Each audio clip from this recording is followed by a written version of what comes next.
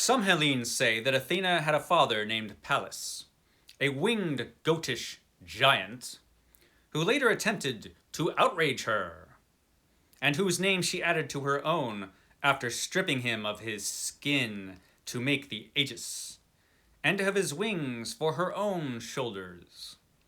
If indeed the Aegis was not the skin of Medusa the Gorgon, whom she flayed after Perseus had decapitated her. Others say that her father was one Atonus, a king of Iton, in Pythiotis, whose daughter Iodama she killed by accidentally letting her see the Gorgon's head, and so changing her into a block of stone when she trespassed in the precinct at night.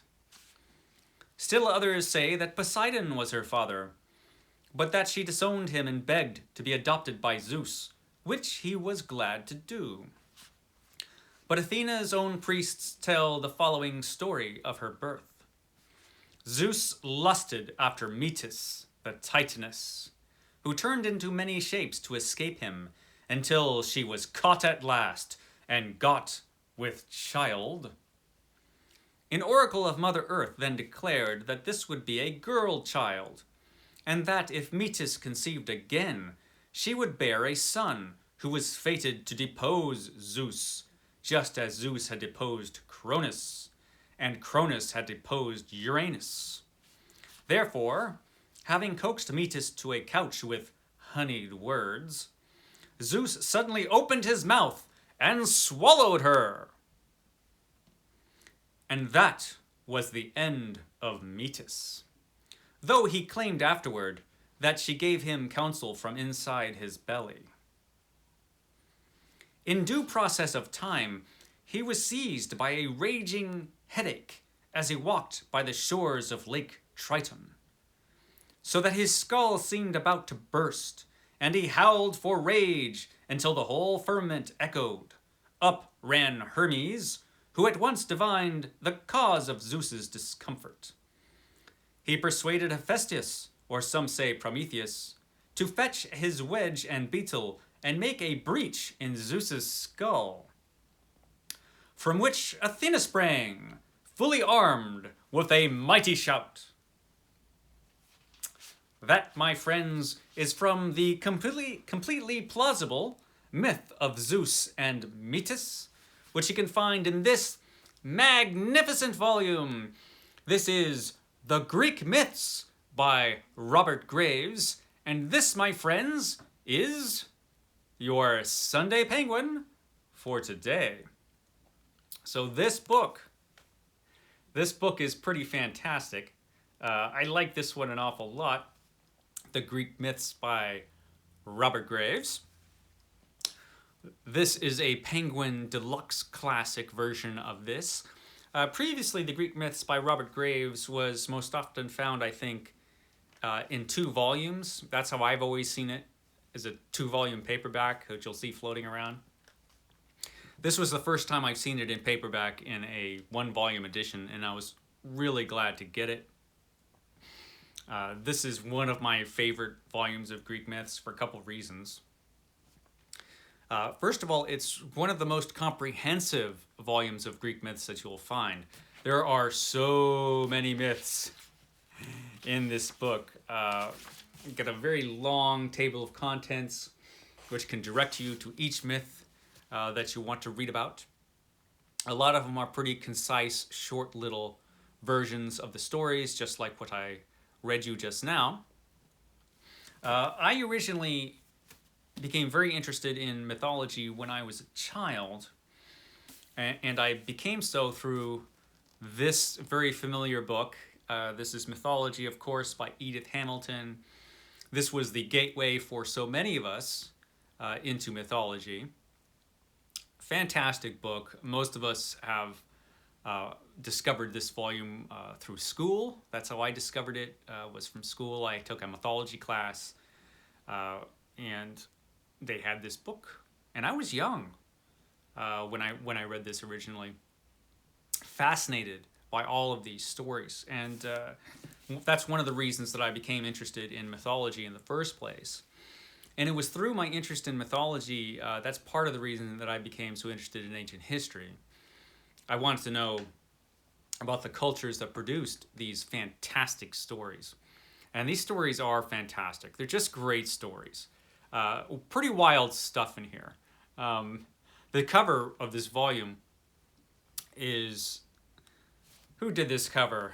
Let me see. It was by a guy named Ross McDonald. And he did it just like in the art style of an old classic Golden Age Superman cartoon comic book. Just fantastic. In the end, they seem to go quietly given how it all started, with incest, betrayals, battles, cannibalism, castrations, drops of blood turning into furies or goddesses. Yeah, that's pretty much the Greek myths right there. Some wild stuff, and I really like the art on this. You get the inside French flaps. There's Artemis there, the Minotaur. There's Heracles.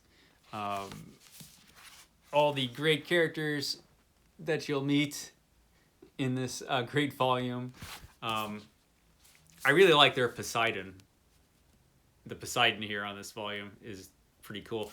Poseidon is pretty angry here at Stately Vaughan Manor today. We're having a fairly large storm at the moment. I don't know if you can hear any of that, but it never rains in California until like now. And now it doesn't stop raining. It just keeps raining always. Like I said, Poseidon became angry with us for some reason. I don't know. Well, I guess we need the rain. I just don't like getting wet. But anyway, the Greek myths. Fantastic book. This book was written by Robert Graves, the famous poet and classicist Robert Graves, probably best known today for his historical novels, most notably I, Claudius and Claudius the God. I have to read those books again. I should read all of Robert Graves' historical novels again because he was really talented and his historical novels were great. His historical novels were pretty much how he made his living, although he considered himself first and foremost a poet.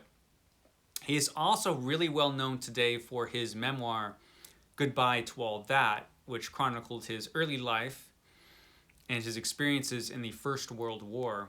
Really interesting book, which I highly recommend. Robert Graves led an unconventional life. Interesting man, Robert Graves. He does an excellent job with this book because he takes all of these myths, and there are a lot of them in this volume, and he will give you a very relatively short version of the myth. And then at the end, he will have a bunch of notes, sometimes pages and pages long, of notes about that myth, giving background on the myth, some historical information, some theories about why the myth developed the way it did. If the myth was produced by the culture to explain something in their culture, just a lot of different theories and ideas about the myths. Really fascinating stuff. Now, it should be noted that this book was written in 1955, so a lot of the historical information in here is out of date. We've actually learned a lot about ancient history in the last 50 years, 60 years, whatever it's been. You wouldn't think that ancient history would change that much, but it does. It's good to keep up with the latest information on ancient history because the history does change the more we find out. We found out an awful lot since this book was written. So some of the ideas in here, the theories in here about history are just not correct.